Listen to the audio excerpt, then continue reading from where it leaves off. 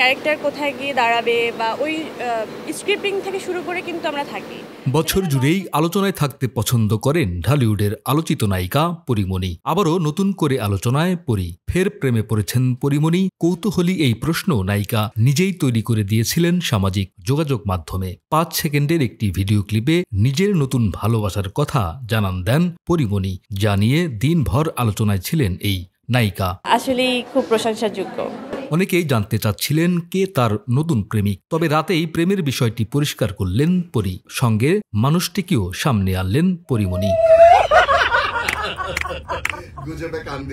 Facebook পোস্টে রোববার একটি ভিডিও প্রকাশ করেন পরীমণি, যেখানে দেখা গেছে গাড়ির জানালায় আধো আলো আধারে আলিঙ্গনে মেতে উঠেছে দুটি হাত। ক্যাপশনে নায়িকা লেখেন, yes I am in love again, যার বাংলা করলে দাঁড়ায়, হ্যাঁ আমি আবারও প্রেমে পড়েছি।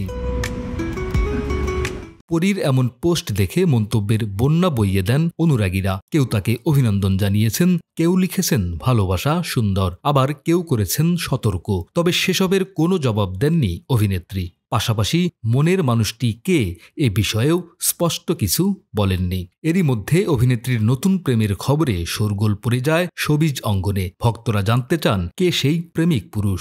একটু স্পেশাল ডেফিনেটলি।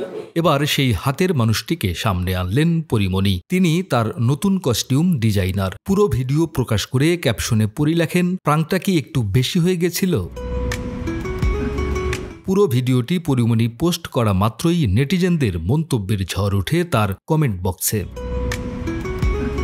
প্রসঙ্গত, সর্বশেষ গত 8 নভেম্বর ওটিটিতে মুক্তি পায় পরীমণি অভিনীত রঙিলা কিতাব। এই সিরিজে তার সঙ্গে জুটি বেঁধেছেন মুস্তাফিজ নূর ইমরান। এটি নির্মাণ করেছেন অনম বিশ্বাস। এতে একজন অন্তঃসত্ত্বা নারীর চরিত্রে দেখা গেছে পরীমণিকে। শুনো, ডাক্তার বলছে আর 2 সপ্তাহ। চিত্রনায়ক শরীফুল রাজের সঙ্গে বিচ্ছেদের পর সন্তানদের নিয়ে একাকী জীবনযাপন করছেন এই তারকা।